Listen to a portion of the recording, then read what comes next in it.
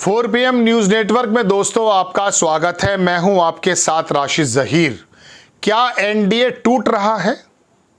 NDA मतलब मोदी जी का जो पूरा का पूरा गठबंधन है, क्या वो टूट रहा है?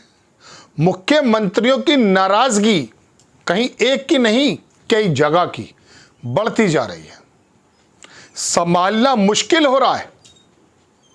मैं आपको डिप्टी सीएम हो योगी आदित्यनाथ हो, एनडीए का एकनाथ शिंदे हो या फिर सम्राट चौधरी हो, नीतीश कुमार हो, मैं सब की बात आपको थोड़ी से बातों में थोड़े से कम वक्त में आपको बताने के लिए हाजिर हुआ कि मोदी जी की परेशानी बहुत ज़्यादा बढ़ती जा रही है। आपको मालूम है कि योगी जी को हटाने की मुहिम चल रही थी। देखिए, फिर मैं बता रहा हूं, हटेंगे ज़रूर, लेकिन समय नहीं आया अभी तो योगी आदित्यनाथ ही धोबी पछाड़ मारते हुए दिखाई दे रहे हैं और वक्त है अभी। 33 सांसद हैं उत्तर प्रदेश में। खबर यह है कि 30 सांसद योगी आदित्यनाथ के हाथ में।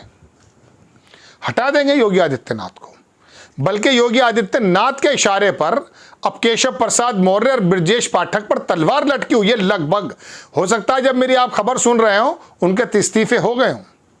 मैंने खबर कल बनाई थी, देखिएगा आप।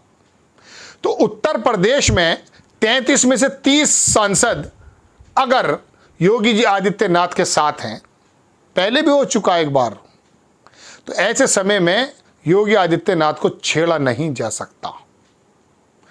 अब बात यह है, ये 21 सांसद सिर्फ ज्यादा हैं।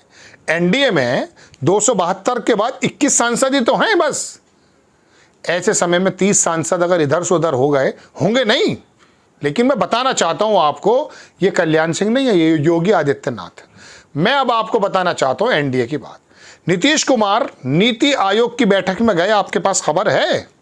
नहीं गए। आप कहेंगे साहब उन्हें तो 59,000 करोड़ रुपया मिल गया था। अरे भाई, नीति आयोग के पास वो 59,000 करोड़ रुपया तो एक बार 21,000 करोड़ रुपए का तो मैं आपको बता दूं, पहले बता चुका हूं, वो मनमोहन सिंह के समय में एक प्रोजेक्ट है। चलिए खैर, लेकिन उन्होंने अपने नायब चले आए तो दोनों, सम्राट साहब जिन्होंने पगड़ी उतार रखी है फिलहाल, अभी नीतीश नहीं आए। ये एक दबाव की राजनीति है। एनडीए की बात मुझे नहीं, लेकिन यहां भी आप सोच लीजिए, हो सकता है नहीं आया हूं। लेकिन अब आपको मैं बताऊं, एकनाथ शिंदे ने विधानसभा के इलेक्शन होने वाले हैं। भारतीय जनता पार्टी कम से कम शिंदे से तो बड़ी पार्टी है, ये तो मानेंगे आप। ज्यादा विधायक उनके पास हैं, लेकिन अपने विधायकों की लिस्ट लगभग प्रभारियों की जारी कर दी है। मराठवाड़ा हो, मुंबई हो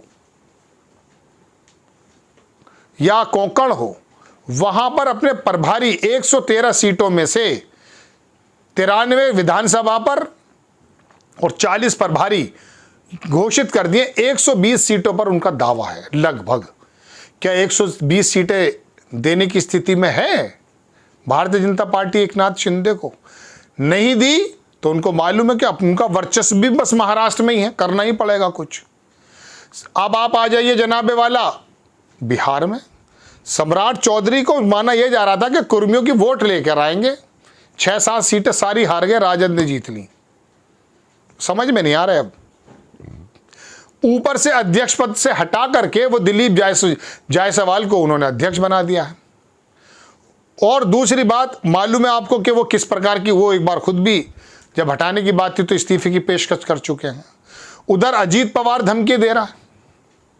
तो कहने का मतलब दोस्तों ये है, मैं आपने कुछ पॉइंट्स लिखे थे, राज ठाकरे जो है वो अलग लड़ने की फिराक में है, और नारायण राणे जो भारतीय जनता पार्टी के नेता हैं फिलहाल, उन्होंने तो ये बात भी कह दी कि हम अकेले लड़ने को तैयार हैं। तो महाराष्ट्र के अंदर हालात खराब हैं।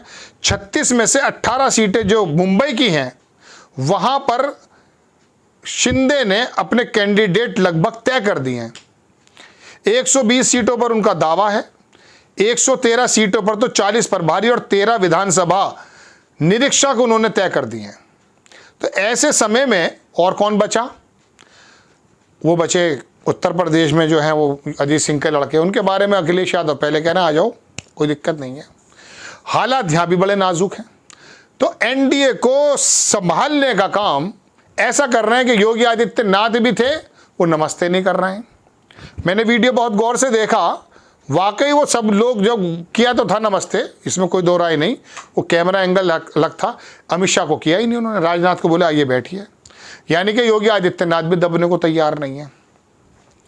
ये जो 4 जून के बाद हालात बदले हैं, एनडीए जहां पर एक ही आदमी की बात चला करती थी, अब नए नए लोग पैदा हो रहे हैं।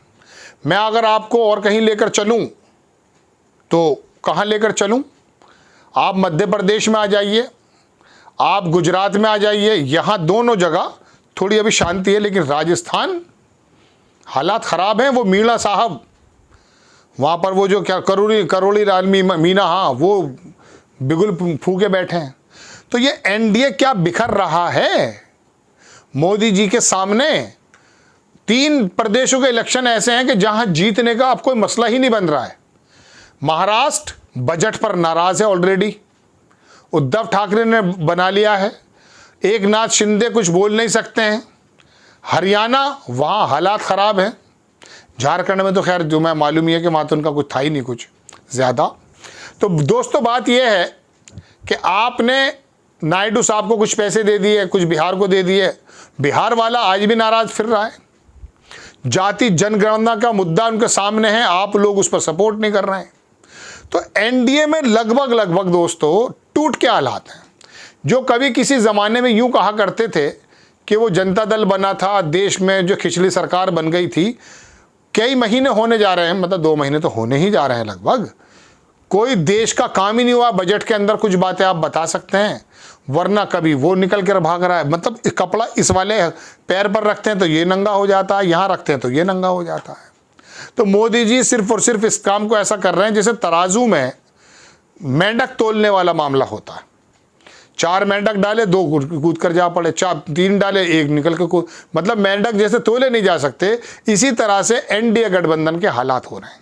चूंकि मेन स्ट्रीम मीडिया आपको बताता नहीं है और ये अपनी इंटरनल बातें भी नहीं बताते, लेकिन क्या योगी आदित्यनाथ की मुखालफत कम है? अब 2 नेता और बर्फ में लग जाएंगे, केशव प्रसाद मौर्य जिन्हें अमित शाह छोड़कर चले गए, उनकी वजह से। एक शेर याद आ रहा है, वो सुना देता हूँ। वो ये कह रहा कि मैं इस उम्मीद पे डूबा कि तू बचा लेगा, मैं इस उम्मीद पे डूबा मुझे एक शेर पढ़ते हुए केशव प्रसाद मौर्य याद आ रहे हैं। मैं इस उम्मीद पे डूबा कि तू बचा लेगा, अब इससे आगे मेरा क्या इम्तहान लेगा। उसने तो संगठन का 2 बार संगठन बढ़ा, अब क्या हुआ, पीछे लाइन में खड़ा।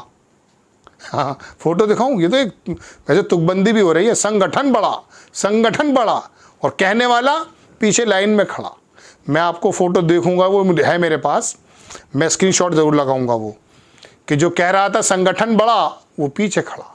तो दोस्तों बात यह है कि हालात एनडीए के बहुत नाजुक हैं और ये बिल्कुल सच और सही बात है। मैं एविडेंस के साथ आपको बता रहा हूँ, एज्यूम नहीं कर रहा हूँ, ये हालात हैं जो मैं आपसे कह रहा हूँ। और अब ऐसे समय में वो जनता दल की जो बात मैं कह रहा था वो अधूरी रह गई, उसको ब्लेम मत लगाइए। आप भी देश की तरक्की के लिए कुछ नहीं करेंगे। अब खजाने में पैसा है या नहीं, भाई दे दो, ये 1 लाख करोड़ रुपए मांग रहे हैं, अरे दे दो, 50 मांग रहे हैं, अरे स्पेशल दर्जा मांग रहे हैं, पैसे दे दो, इस तरह के मामले चल रहे हैं। एनडीए में टूट है, मुख्यमंत्रियों ने बिगुल या डिप्टी सीएम ने बिगुल फूंक रखा है। आपको खबर कैसी लगी अपनी राय कमेंट्स बॉक्स में ज़रूर दीजिए। चैनल को सब्सक्राइब कीजिए, शेयर कीजिए। नेक्स्ट टाइम मैं किसी खबर के साथ हाजिर होता हूँ। जय हिंद।